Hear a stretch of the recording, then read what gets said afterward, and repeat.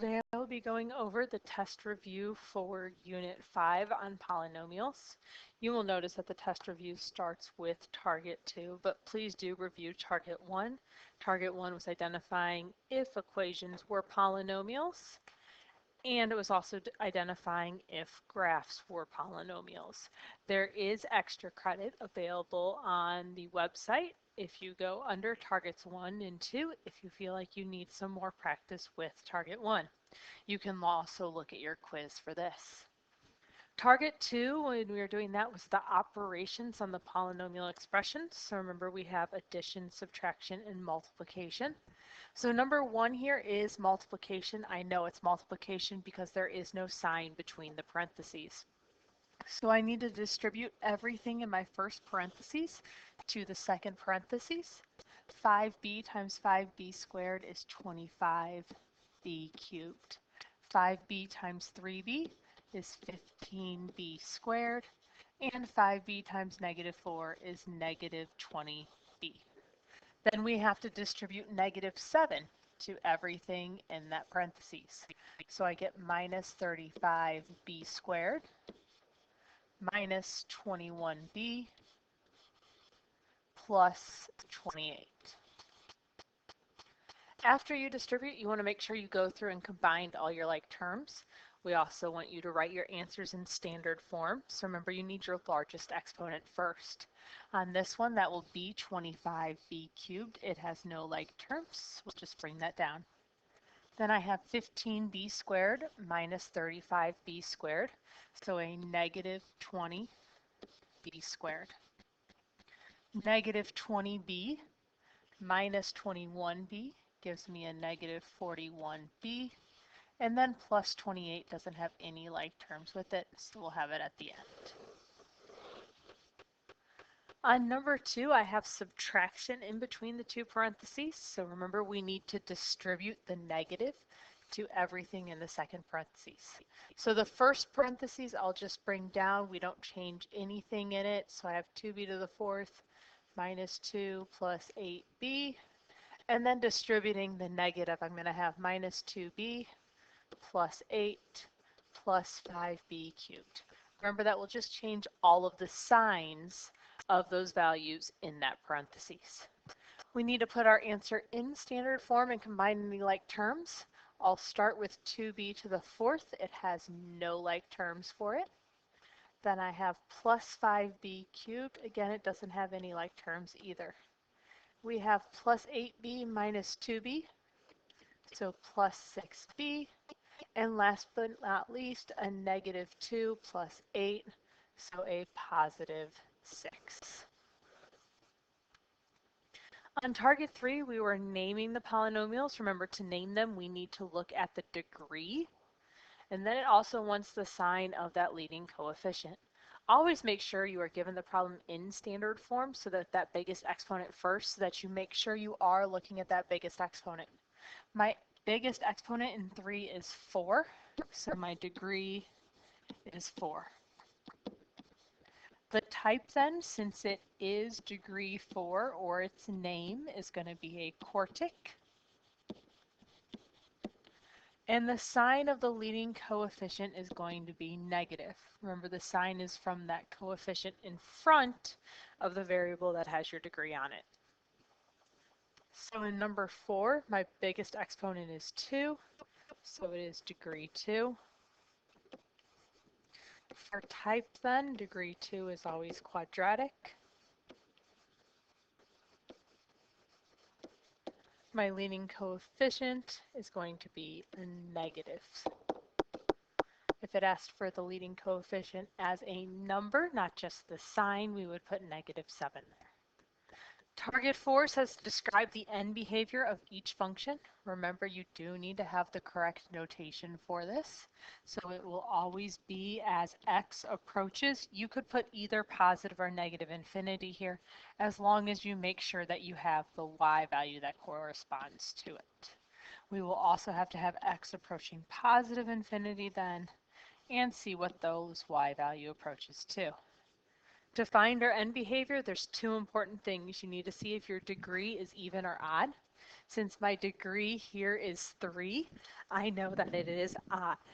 I also know that the leading coefficient on this polynomial is going to be negative, so it's going to be like an odd negative function. So for me, I like to think of a linear graph because that has an odd degree with a negative slope to help me give an idea of what my end behavior is going to be. So then remember, as x approaches negative infinity, tells you as you go to the left in your graph.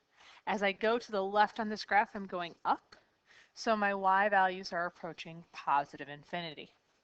As x approaches positive infinity, that tells me as I'm going to the right, so as I go to the right on this graph, my y values are going down, so f of x approaches negative infinity. Number 6 then, again, we always want to make sure we have the right notation. So as x approaches negative infinity, f of x approaches what?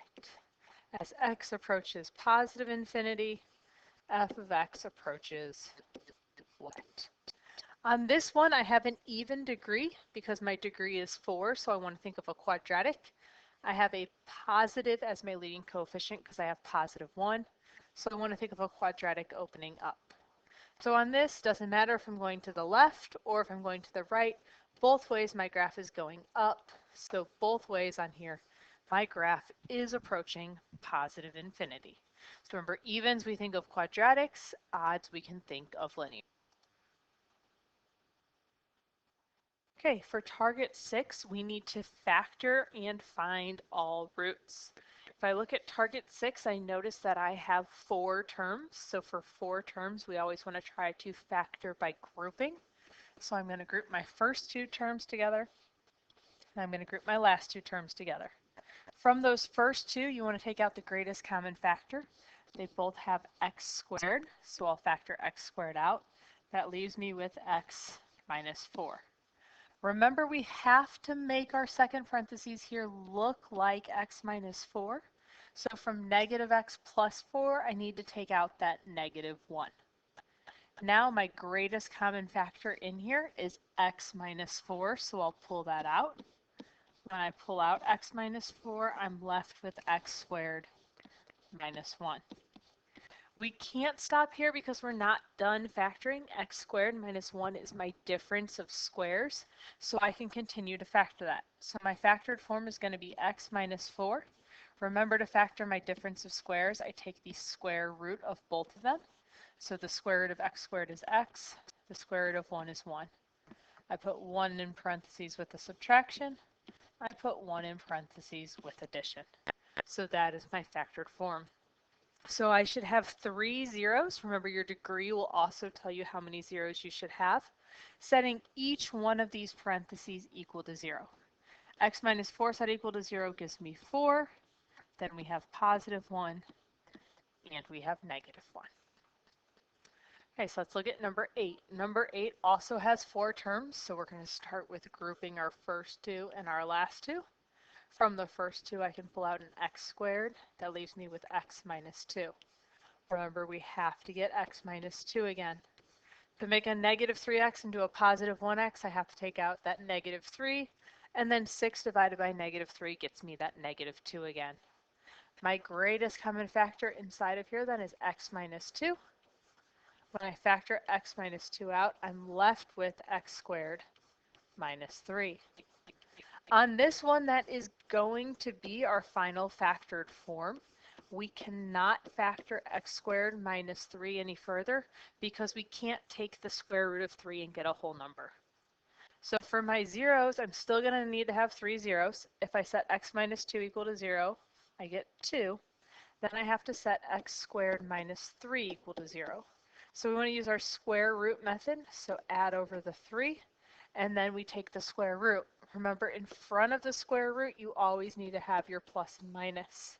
I can't simplify the square root of 3, so I have plus or minus the square root of 3.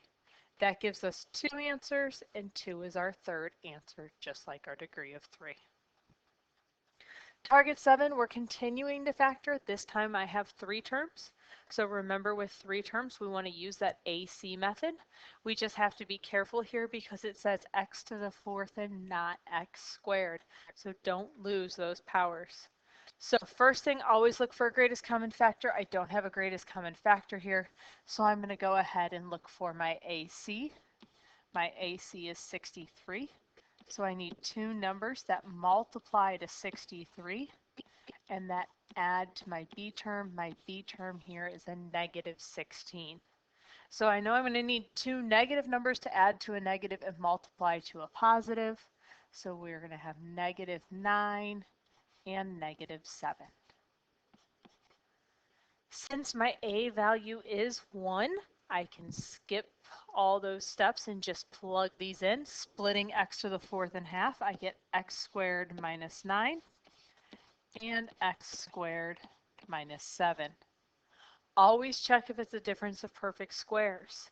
The first one on here, x squared minus 9, is a difference of perfect squares because I can take the square root of 9, whereas 7 is not.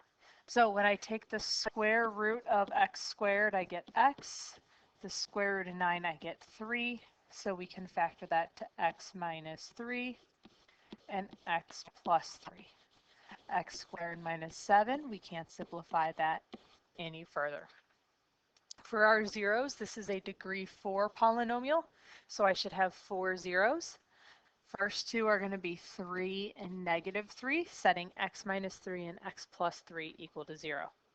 Then I have x squared minus 7, so I need to set x squared minus 7 equal to 0. Add 7 over, so x squared equals 7. And then we need to take the square root of both sides, not forgetting that plus or minus. So my other two answers are going to be plus or minus the square root of 7. We cannot simplify that any further. So I have two answers with plus or minus the square root of 7, my positive 3 and negative 3, so that gives me all four answers. So on 10, we're going to do the same thing. There's no greatest common factor. My AC here is a positive 8, so I need two numbers that multiply to 8, and those same two numbers have to add to a negative 9. Multiplying to a positive 8, I know both of the numbers will have to be negative then, so negative 8 and negative 1. Again, my A value is 1, so we can automatically go to our shortcut. Splitting up x to the fourth, I get x squared minus 8 and x squared minus 1. 8 is not a perfect square, so we'll keep that as x squared minus 8. 1 is a perfect square, so taking the square root of it, we get x plus 1 and x minus 1. My zeros then, I need to set x squared minus 8 equal to 0. We'll add 8 over.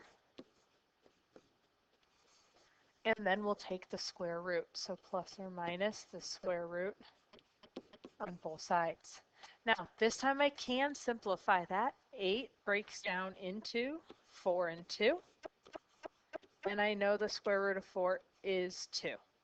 So I'm going to have plus or minus the 2 I can take out on the outside and the 2 left over, so 2 root 2. That's two of my answers. Setting x plus 1 and x minus 1 equal to 0, I get negative 1 and positive 1. Okay, target 8 then, we're using synthetic substitution to evaluate functions at a point.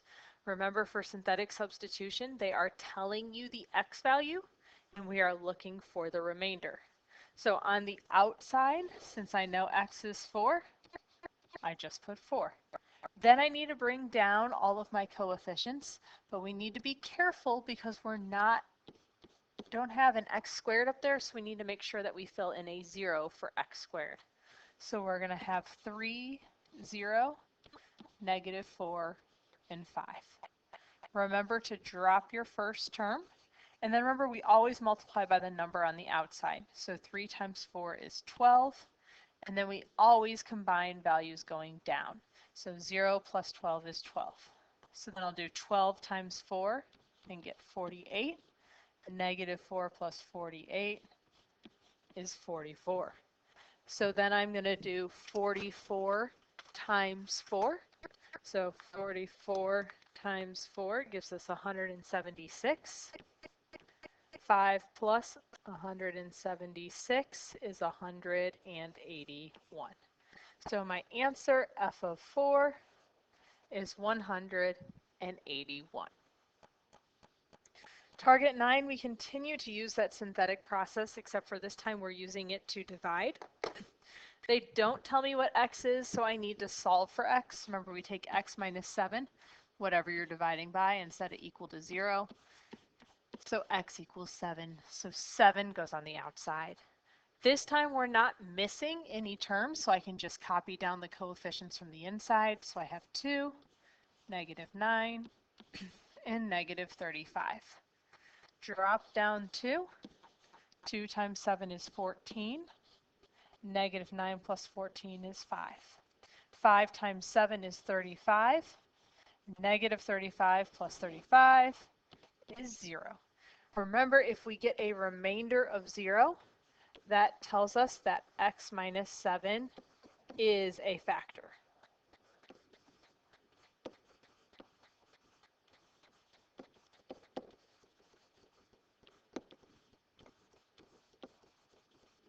If it was anything other than 0, it would not be a factor. So is the divisor a factor? Yes. If yes, write it in factored form. So remember, this is my remainder, my constant, and my x. So from my answer, I get 2x plus 5. And then remember, you always need to include what you divided by. So we divided by x minus 7. So in our factored form, we also have to have x minus 7.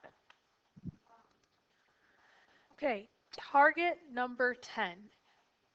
As we look at target number 10, they're not telling us what to divide by, so remember we have to figure that out first in order to factor it.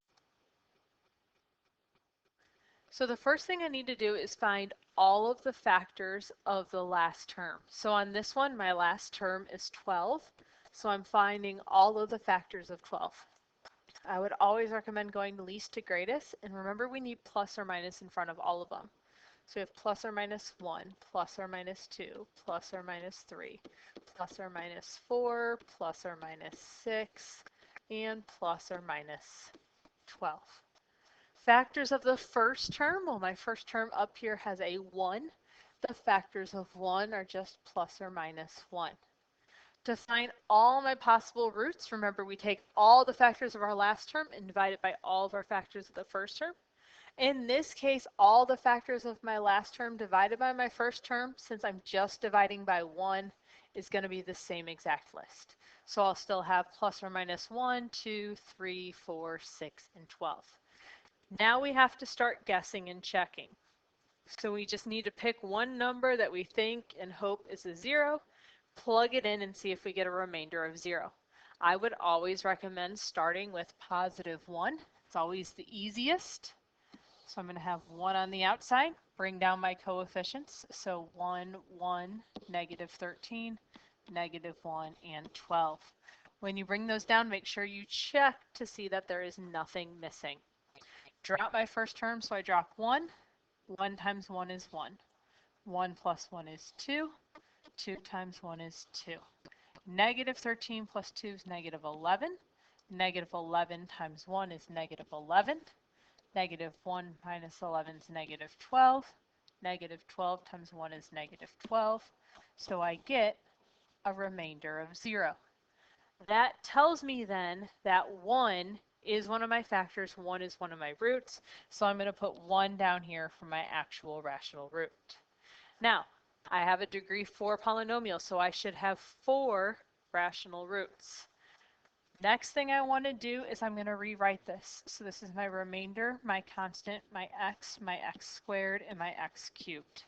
So I have x cubed plus 2x squared minus 11x minus 12. I would personally check to see if I could factor this by grouping since it has 4 terms. If I look at this though, I can see that from the first 2 I could pull out an x squared. And there's no way I'm going to make negative 11x minus 12 look like x plus 2. So I'm going to have to continue using the synthetic process. But I'm going to use my new coefficients.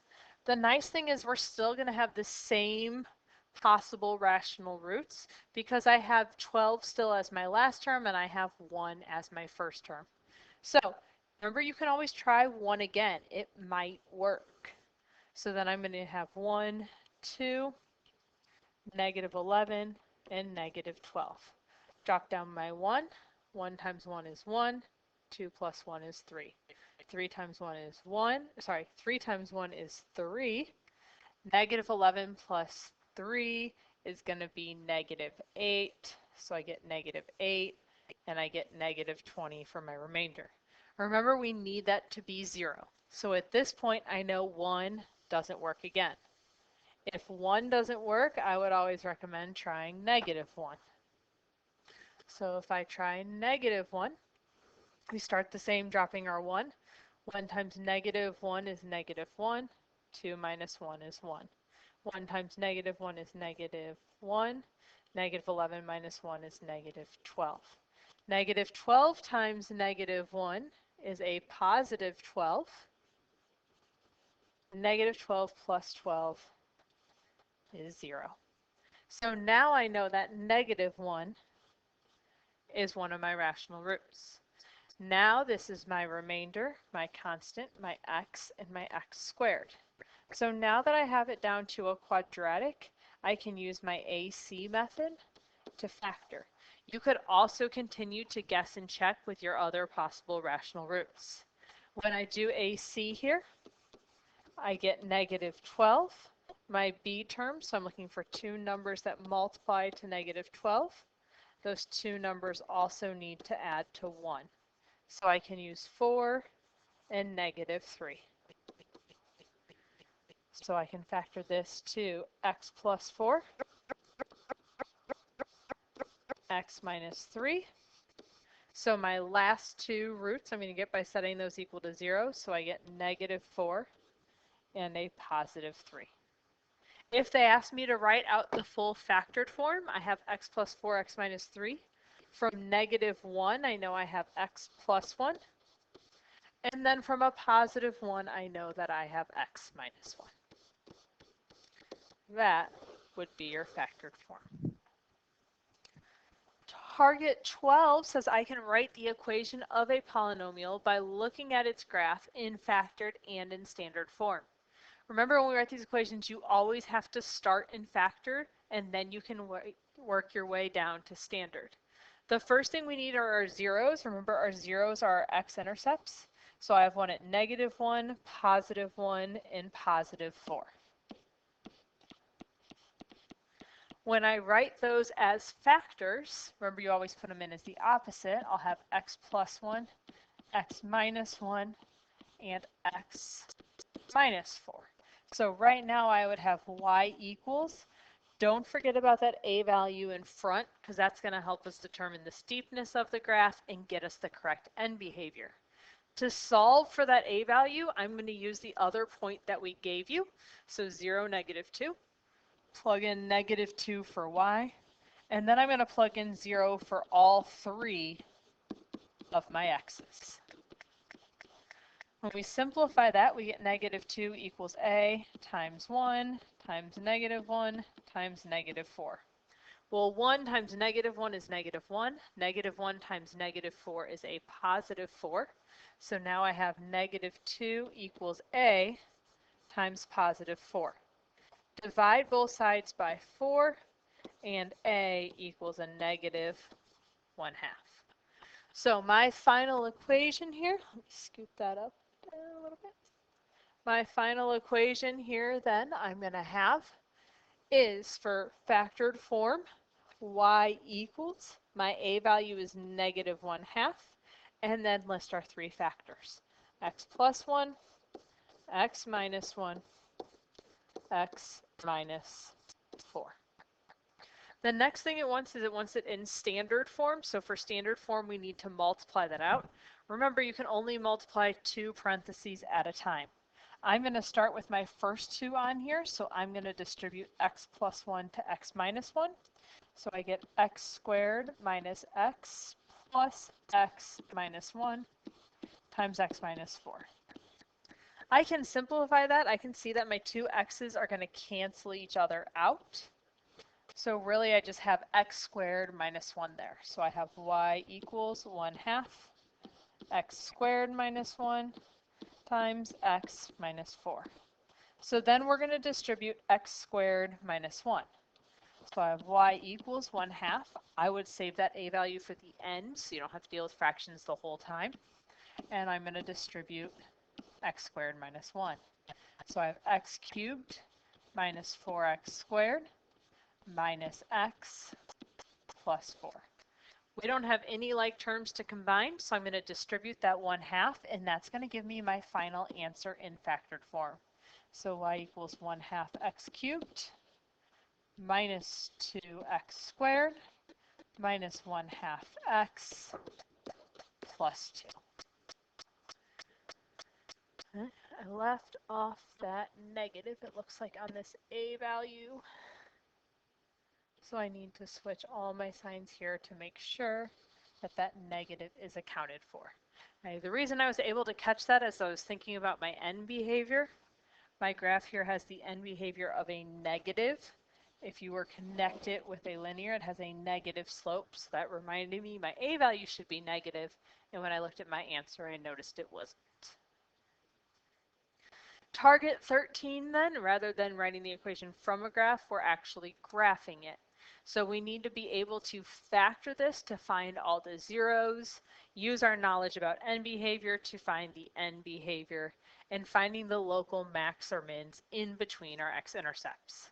You'll notice that we did give you a factor here. So when I start with synthetic, I don't have to guess and check.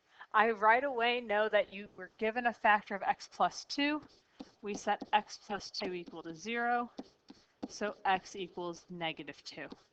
So I'm going to have negative 2 on the outside of my synthetic. Since it is a factor, I know my remainder has to be 0. If it's not, I did something wrong. So I'm going to bring down my coefficients. I don't have any missing terms, so 1, 1, negative 4, negative 4. Drop your 1. 1 times negative 2 is negative 2. 1 minus 2 is negative 1. Negative 1 times negative 2 is positive 2. Negative 4 plus 2 is negative 2. Negative 2 times negative 2 is a positive 4. And negative 4 plus 4 is 0. So then I need to rewrite this. This is my remainder, my constant, my x, and my x squared. So I have a quadratic. X squared minus x minus 2. Then I can use my AC process to finish factoring this.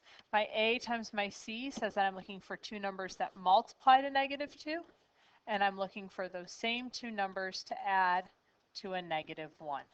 So that's going to be a negative 2 and a positive 1. So I can factor this to x minus 2, x plus 1. Setting those both equal to 0, I know I'm going to get an x-intercept at 2 and an x-intercept at negative 1. So we have our three x-intercepts. We have negative 2 that we originally used in our synthetic division. We have 2, and we have negative 1. So I can go ahead and put those on my graph. I'm at negative 2, I'm at positive 2, and I'm at negative 1. Then once my y-intercept, remember in standard form, your y-intercept is always this c value. So my y-intercept is at 0, negative 4. It asks for my end behavior. Well, I have an odd degree with a positive leading coefficient, so I'd want to think of a linear that has a positive slope. So that tells me my end behavior should be going down to the left and up to the right. Or as x approaches negative infinity, y approaches negative infinity. As x approaches positive infinity, y approaches positive infinity. And then it wants us to find our local max and mins. Remember, for that we want to look at the points in between our x-intercepts. So in between negative 1 and negative 2, I know is negative 1.5. So I'm going to make myself a little table. I need to plug negative 1.5 into my equation. I also need to plug in the point that's in between negative 1 and positive 2, For us, that's going to be a positive 0.5. Remember, we are plugging those into that original equation. So we have the equation x cubed plus x squared minus 4x minus 4. And you need to plug in for all of the x's in that equation a negative 1.5 and a positive 0.5. When you plug in negative 1.5, you should get a positive 0.875, which tells me on my graph at negative 1.5, I'm going to be right underneath 1. Then I'm going to plug in a positive 0.5. When I plug in positive 0.5, I get negative 5.625. So at 0.5, I'm at negative 5.625 down here. Now I have all the points I need to plot my graph. I'm following my end behavior up through my x-intercepts. Touch our local max there, come down, touch our min, and go back up. Remember, you should never cross that x-axis unless you have an x-intercept there. Last but not least then, number 6 here. On number 6, we're doing the same thing. We are still graphing. We just have a quartic because it is degree 4. So we're going to have 4 x-intercepts we have to find and do a little more factoring. Notice we still did give you factors. We gave you 2 of them this time. We set those equal to 0. So if x plus 5 equals 0, I'm going to plug negative 5 in for my x value. Then we're going to drop down our coefficients from our equation there. So I have 1x to the 4th, so I'll start with my 1, 4x cubed, negative 6x squared, negative 4x, and a positive 5. Drop down 1. Remember too that our remainder has to be 0 here. 1 times negative 5 is negative 5. 4 minus 5 is negative 1. Negative 1 times negative 5 is 5. Negative 6 plus 5 is negative 1. Negative 5 times negative 5 is 5. Negative 4 plus 5 is positive 1. 1 times negative 5 is negative 5. We add those together and we get 0. So one of my zeros I know then is negative 5. When you run through synthetic the second time, remember we're going to use these new values as our coefficients, not using the remainder, because this would be my constant x, x squared, x cubed. So I have x cubed minus x squared minus x plus 1. I also know another factor because we told you 2 factors. We also told you x plus 1. So if I set x plus 1 equal to 0, I get x is equal to negative 1. So I know negative 1 has to be a 0. I'll have negative 1 on the outside. I'm using my new coefficients for the inside. So 1, negative 1, negative 1, and 1. Drop down 1. 1 times negative 1 is negative 1. Negative 1 minus 1 is negative 2. Negative 2 times negative 1 is positive 2. Negative 1 plus 2 is a positive 1. 1 times negative 1 is negative 1. 1 minus 1 is 0. So then I'm left with a quadratic. This is my remainder, my constant, my x squared. So I have x squared minus 2x plus 1. So I'm looking for 2 numbers that multiply to give me 1. And those same 2 numbers have to add to a negative 2. So I have negative 1 and negative 1. So that tells me this quadratic factors to x minus 1 and x minus 1. So I'm going to get 1 for both of these. So remember, you can either write that twice, or you can write 1 multiplicity 2. Remember, when we have an even multiplicity, that tells us something special on our graph. That tells me that there is going to be a point here that it bounces off of. So it's not going to cross my x-axis at 1. It's going to bounce off of my x-axis at 1. I also have an x-intercept at negative 1 and negative 5. My y-intercept, again, remember that's the constant in our standard form. So my y-intercept is at 0, 5. And then I can tell my end behavior. I have an even degree, so that tells me to think of a quadratic. I have a positive leading coefficient, so it tells me to think of a quadratic with a positive leading coefficient. So as x goes to negative infinity, y goes to positive infinity. As x goes to positive infinity, y goes to positive infinity. So both ways on our graph should be opening up. The other thing it wants to do is find the local max and mins. So in between -1 and -5, we have -3. So I'll plug that into my original equation. In between -1 and 1, we have 0. Since we already know the y-intercept, we don't have to worry about that. So the only thing we have to do here is plug -3 into the equation. Please be careful as you do this. Remember that the -3 has to go in parentheses. Make sure then you also have it getting squared on the outside of those parentheses, or whatever power you are doing, make sure that is on the outside of the parentheses. So plugging this into the calculator. Just a second, I made a mistake as I plugged it in. There's lots of areas to make mistakes on here, so please look at your calculator after you finish. Make sure you have everything typed in appropriately. Make sure you're not missing any of the exponents, any of your variables, that it is all present there on your graph. So when you plug -3 into that equation, you should get -64. Now, -64 is not going to fit on this graph, so we just need to approximate. We need to know it goes down there. Okay. So I just know at -3, we're going to be way down here. So now we can connect the dots. Remember, it bounces off of that x-intercept, and then we go back up. Please come in if you have any questions.